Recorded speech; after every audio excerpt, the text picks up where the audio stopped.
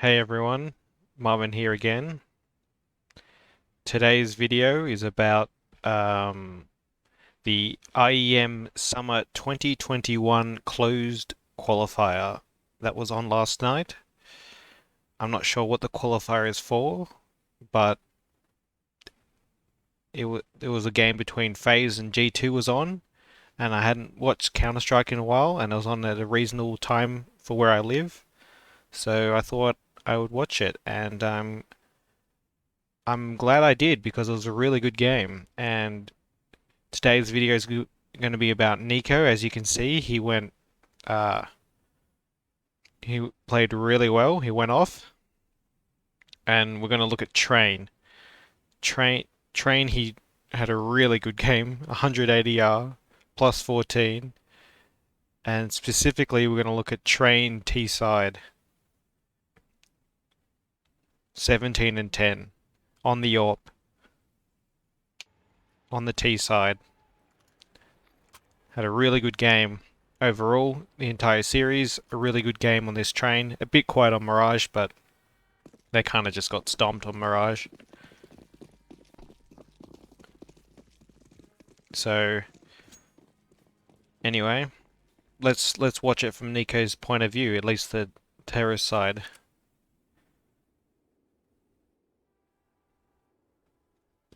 Yeah, I'm not sure what you're qualifying for this 2020 summer, 2021 summer. Yeah, but who cares really? It was a good game, and it was worth watching. It started about started 9:30 local time for me and finished about 1 a.m. and I went to bed straight afterwards. But for some reason, I just naturally woke up at about 6, so I'm actually really tired at the moment. So FaZe made the correct stack. They've got 3 here on the B site.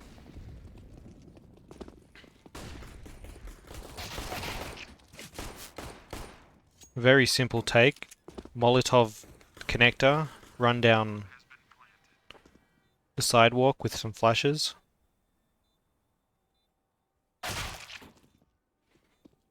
And just delete it, unlucky. FaZe pick it up. But because this is the current meta with the money and everything, they're just gonna buy because they got the bum down. So I think they got 2 AKs. You can see NiKo's picked up the scout. Let's see, look. Yeah, 2 AKs, a Galil, a scout, and a deagle compared to 3 from us and 1 M4, 1 scout. It's a bit ridiculous. I know that this is probably long overdue. People have been saying it for a while that the current money it doesn't really reward CTs for winning the pistol that well. It more just rewards the T's for getting the bomb down. You don't even need to win the round, and you're in just as good of a position economically, if not better, because you have the superior weapons anyway.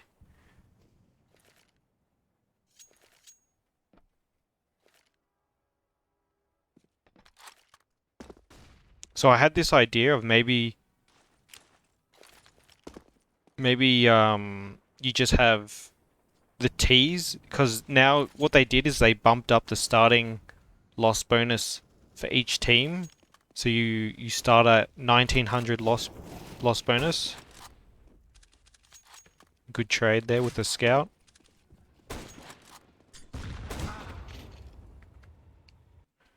And Roki with the nade and the tag. So you just hamstrung the T's. So you have the T's start at 1400, keep the CTs at 1900 because they need all the help they can get in the current economy. It does seem like a bit of a trend that if you're on the CT side, and you can't get anything going, you can just really get steamrolled. If you can't string a couple buy rounds together, you just constantly like buy and then double eco, and the game can really get away from you.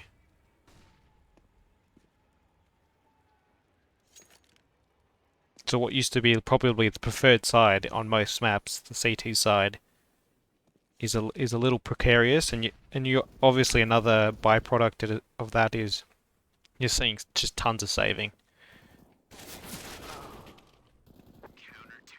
Just lots of jiggling up in heaven, nothing happening, gets shot. What's the buy now? Okay, full AK round against FAMAS MP9, 1 AK, 1 M4. So have the weapon advantage here.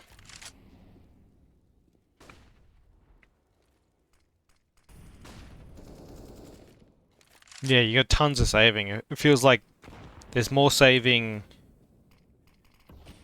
nowadays in CS than I think I've ever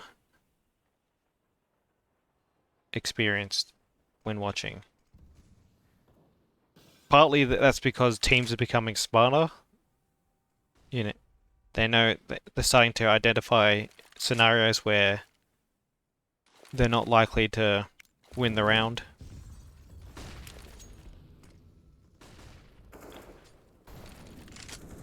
And like the risk reward of what you're giving up to potentially go for like a 20% is not worth the complete ruin of your economy. It's just safer to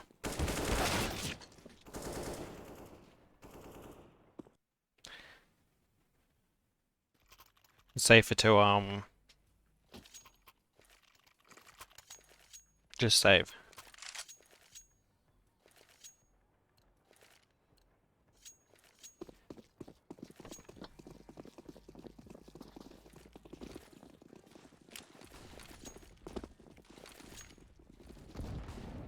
Especially on the T-sided maps like Vertigo and Dust, where it feels like almost the T's have the...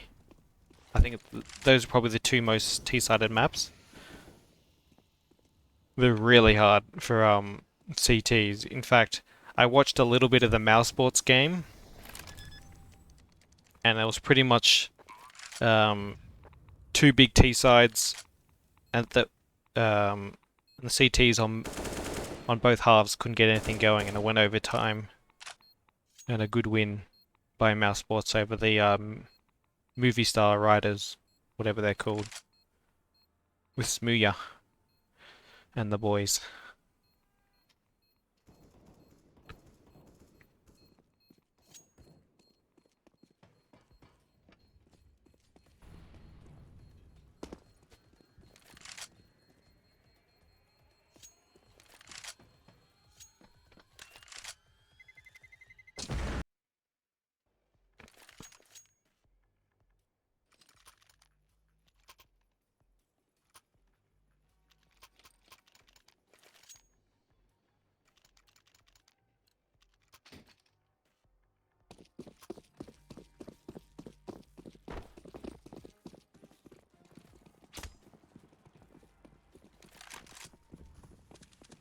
Okay, we've got the AWP now. Let's really pay attention about what he does.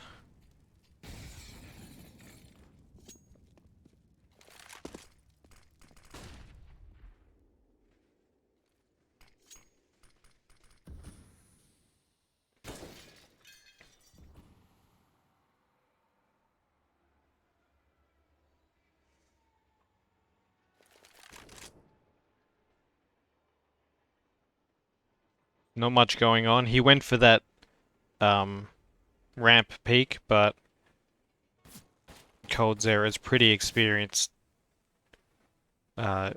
B-site train player. He's not going to be falling for just showing an arm on his jiggle.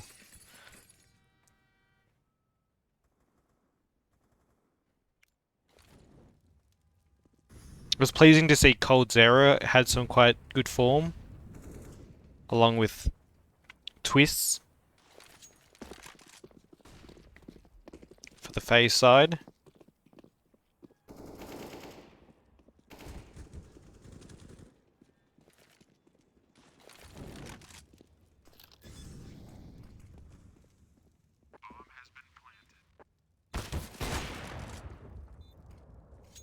In fact, they all really had their moments. Except for Carrigan, really. Like he played okay on the final map of Dust 2, but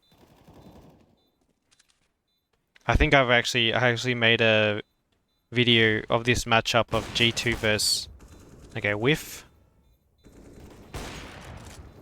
Took his time on the second, and Twist just has to walk into it to try and pick up the kit and defuse the bomb. Yeah, I think I already made a video about this exact matchup back when Carrigan was brand new to the lineup at the Pro League. The G2 FaZe matchup at Pro League, and had some kind of title along with something to do with Carrigan, because he didn't really perform that well and they just got stomped 2-0 from what I remember. So this is like a month later, so it's good to see the progression of the team already looking much better.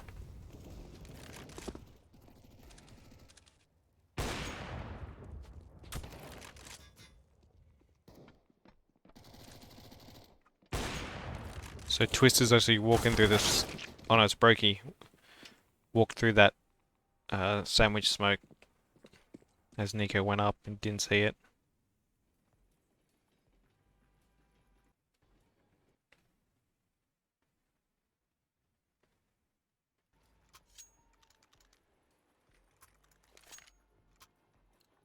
It was a good, like, kind of just unlucky timing / good play by Brokey. He caught a good timing.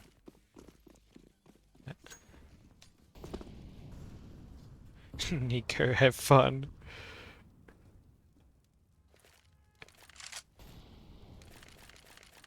I do kind of wonder what the relationships are like in the team. I did mention it in the video I was talking about. Between all these guys, well, with NiKo and all these FaZe guys, him leaving FaZe when he was a big factor in building the FaZe roster, and kicking NiKo and bringing over Cold Zera.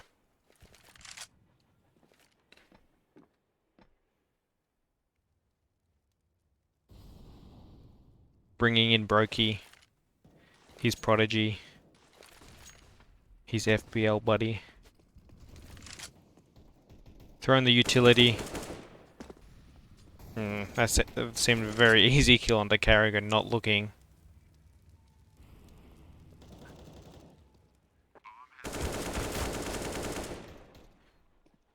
Nice spray down.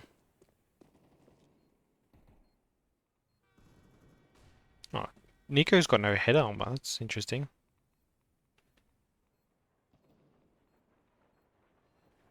He's got 2 kills, so he must have had $0, so.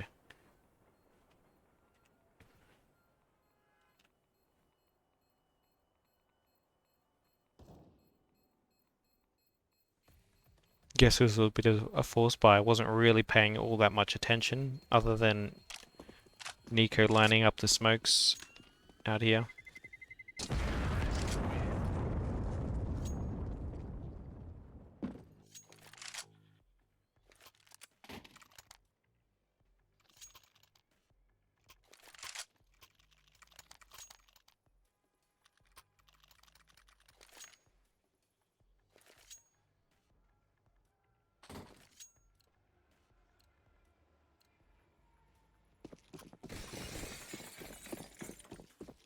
I did like that he was picking up the AWP think he copped a fair bit of criticism just for even starting to AWP, just because he was such a good player, and getting rid of Kenny S, even though I thought it was kind of justified because he hadn't been performing that well for a long time. But when you kick your main AWP,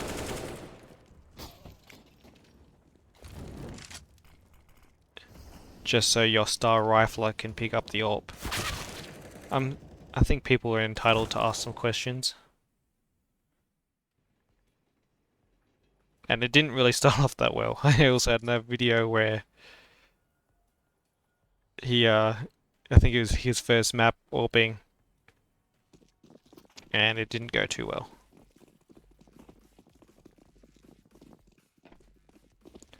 So what looks like is happening, from what I've noticed from this map and other maps as well, is that he's kind of the T side hybrid, and then Amanek is the CT side hybrid, and then sometimes I'll double up as well, but on the CT side. But it seems like NiKo's retained most of his spots where he just rifles, and Amanek is now the CT AWPer, and then on the T side, NiKo has the AWP / Krieg / AK. And I think that it kind of makes a bit of sense to me. Like, he's very good with all these weapons. Glock kill? Can he get the plant? No. Like, he's good with all these weapons, so it makes sense that. And like, he's always going to be last one in, or the lurk, or the clutch player. As your best player, you kind of want him in the spots where he can win the round for you. And it also allows them to be quite flexible on the T side. Sometimes I wonder if maybe you're hampered by the AWP on the T side. Well, 2 people not looking at him, and 2 good kills. Good flashes as well. And he can still do stuff like this, obviously. Run in with a flash, get 2 openers for your team.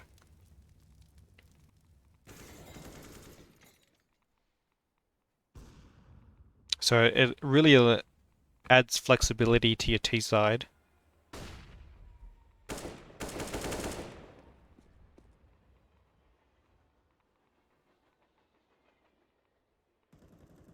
And you really don't need a T side AWP all the time.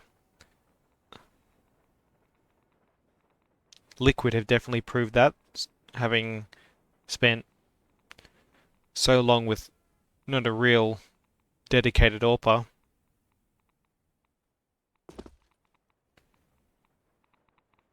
They proved how successful you can be with just some very good riflers, some very good all-round players, really. And NiKo in the clutch. Very thorough, checking all these angles. Yeah, we can see on the mini-map he's about to get B shot. Yeah.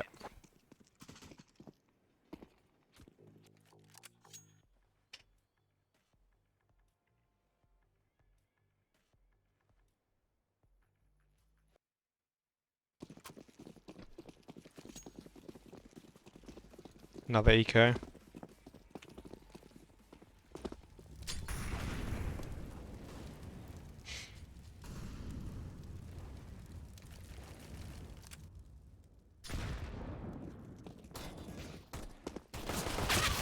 And also another benefit that is ringing true that I made in my NiKo AWPing video was the benefits of bringing back Jax. Jax seems to have just fitted in seamlessly back into the roster after spending some time on the bench.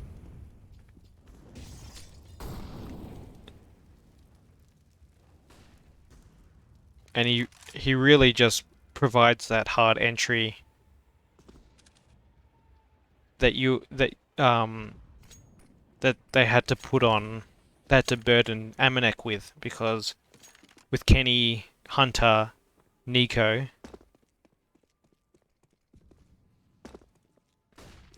like you can see that there are scenarios where with supporting utility they will entry and take space, but for the majority of the executes and strategies, you need your hard entries to just soak up some bullets and, you know, not distract, but kind of put the counter terrorists under pressure when you got people rushing them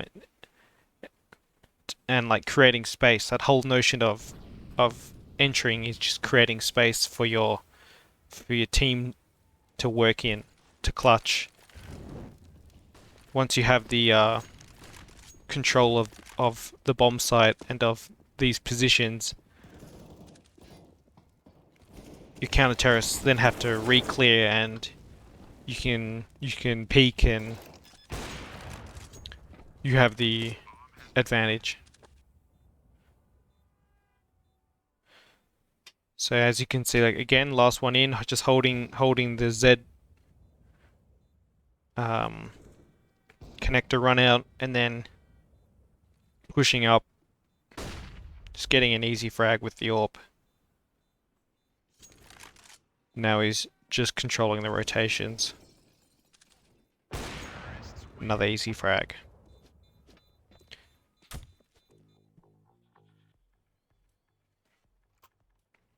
And just like that, you're 15 and 9, and you haven't really had to hit too many impressive shots.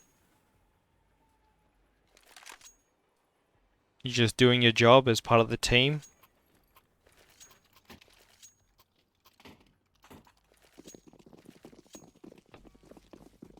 They dropped an extra Galil in spawn. I don't know if that was on purpose or an accident.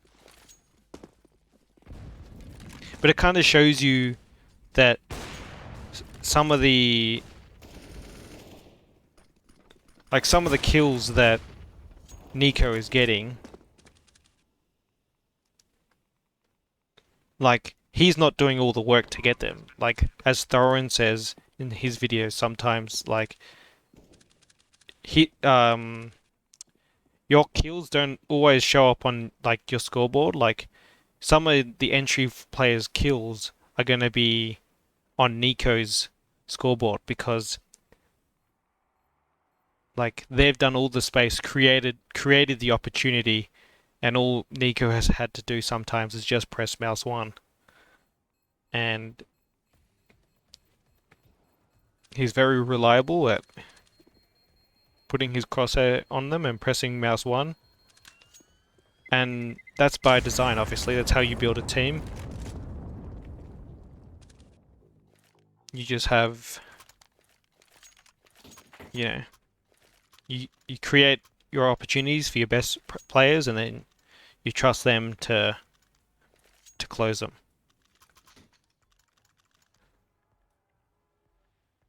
So what I'm trying to say is we judge different players on different standards, so don't be so kill death orientated. It's not all about kills and deaths. It's about rounds. It's about how your team is playing, the teamwork.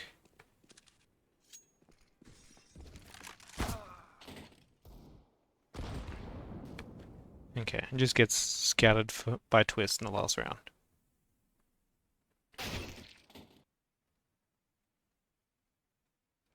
Oh, they end up winning it.